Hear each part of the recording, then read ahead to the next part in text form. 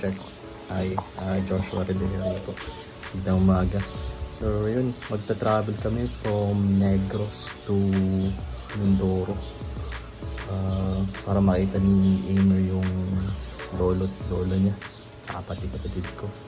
After nun, travel ulit kami pabalik ng Mandaluyong para makita yung mga ninang niya. Celebrate yung baptism pati birthday niya. So yun, tara! Ayun, so travel na kami. Sumakay kami ng Cebu Pac papuntang Manila. First, mga 1 hour and 30 minutes din yung biyahe. Tagal-tagal din. Ayan. Kasi naantok na. Para kasing hinihili ka sa biyahe. Kasama namin mama niya, si Revy. Tagal din yung biyahe. Kakapagod. Ayan. Tapos dumating na kami sa Cebu Pac. Sa terminal, Naiya Terminal.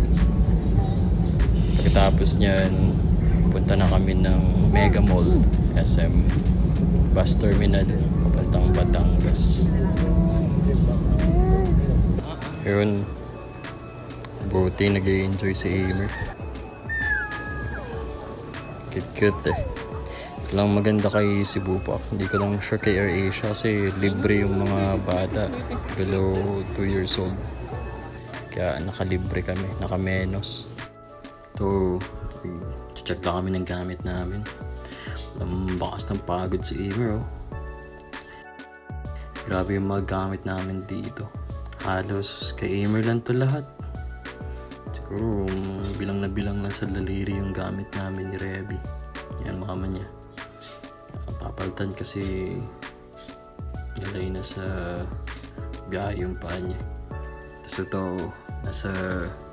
punta na kami ng SM Mega Mall sa may bus terminal. Sakay kami ng bus papuntang Mindoro. Grabe. 2 oras na biyahe ito. Mas matagal to ay sa aeroplano. Borlogs na naman to.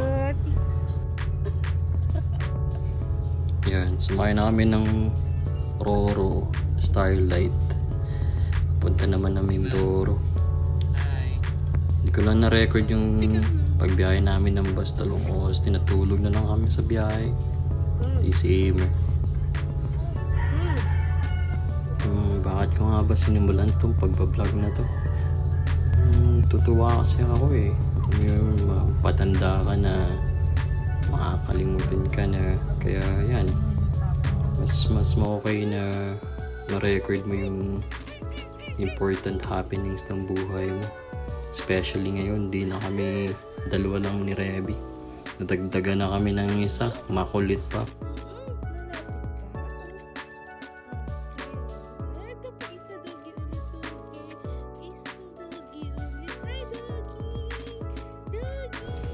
Yan, dito na kami sa Mindoro. Hindi ko na na-record yung pagdating namin. Ang oras na kami nakarating, mga alas 9 na. Ang gabi, alas 8 yata. Gabi na din. Ayan, si Aimer nag-enjoy doon sa aso ng mga kapitbahay namin. Kulit eh. Ay, ito pala. Sinalubong kami nung lola niya. Grabe yung iyok ni Aimer. Hindi yata talaga siya sanay sa ibang tao. Palibasa, kami lang 3 lagi yung magkakasama. So, yung mama niya. Tapos si Aimer. Yan siya.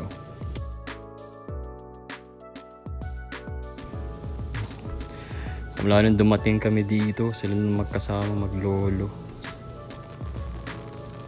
Hindi sila okay ng lola niya. Pero siguro sa mga susunod na araw maging okay sila. Ayan o. Parang humihingan sa lolo si Aimer.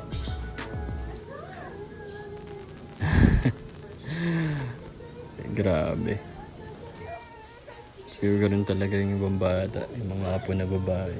Mas okay sila sa mga lolo nila.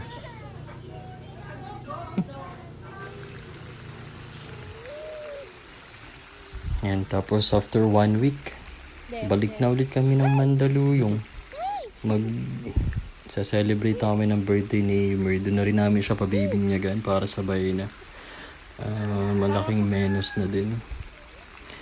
Yung kasing mga ninang at ninong niya, nasa Maynila eh.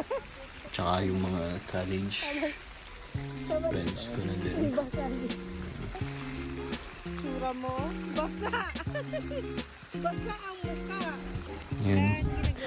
Iba talaga pag naging tatay ka na, doon mo talaga marirealize na gaano ka-importante. Mag-focus na lang sa pamilya, sa anak. Lagi mong maiisip na sila unahin.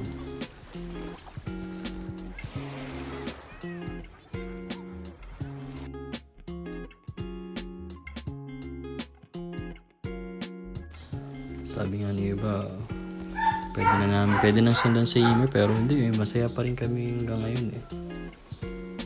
Na kami lang muna.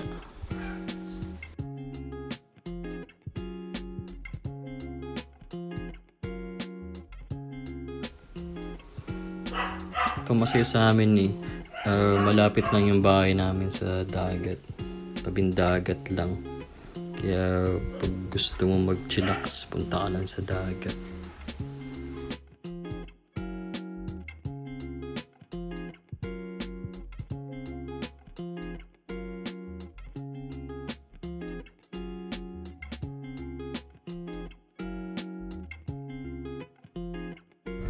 Yan na. Papunta na kami ng Mandaluyong nito. Grabe. Pag talaga bata, lahat na lang talaga kakainin mo eh. Inulit niya pa talaga. Ay, wala pala akong video nung bininyagan siya. Pero to, yung mga camera shots na mami. May narakala kaming photographer. Tsaka hanggang venue na yun.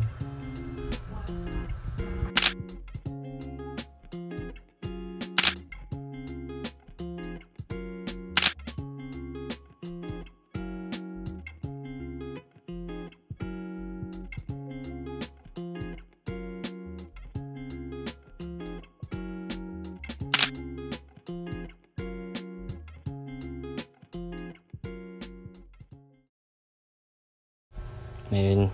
So, obvious naman. Sa Jollibee namin kinanap yung venue ng celebration ng birthday ni Aimer. Kaya ang mga ninong at ninang niya. Baka kasi dito sa Jollibee, bida ang saya. Ayun, ang galing gumiling ng mga ninang. Grabe. Bilib na bilib kami dyan sa mga yan. Sabi nila, ano daw, pang bata lang Jollibee. Iba din talaga. Pati matatanda, nag-enjoy din eh. Oh, grabe.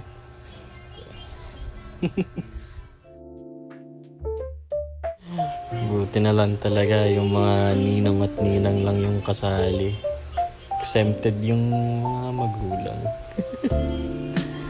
Kaya yan.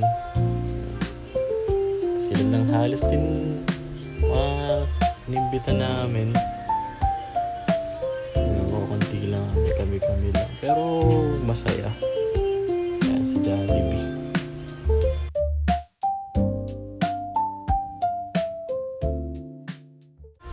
Naririnig niya tayo sa background. Pinapatulog na namin sa Aimer eh. Anong oras na din kasi itong ginawa ko itong video na to. Hapon na din.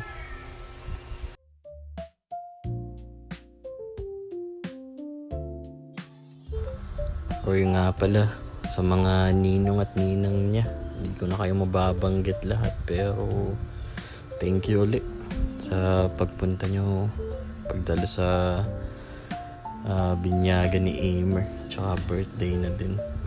Siguro hindi na tayo basta magkikita-kita, pero salamat pa din.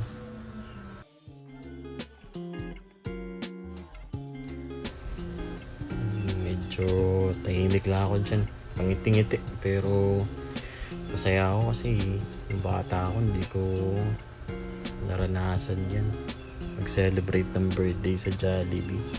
Si Revy din daw eh, pero at least si Aimer naranasan yun, diba? Tapos yan, gaya nito may video na. So pag nakita niya to, ay, celebrate pala tayo noon, ng birthday ko. At least, diba?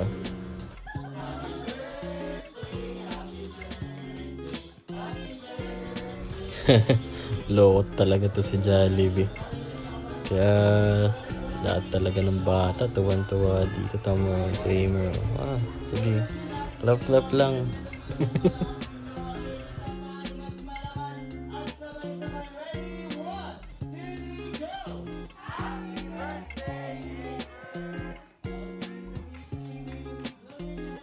Yun oh. Tapos may pa-souvenir pa kami. Siyempre dapat may pasalubong. Ayos oh. Close na sila nung lola niya. Halos siya yung kasama sa buong binyagan eh.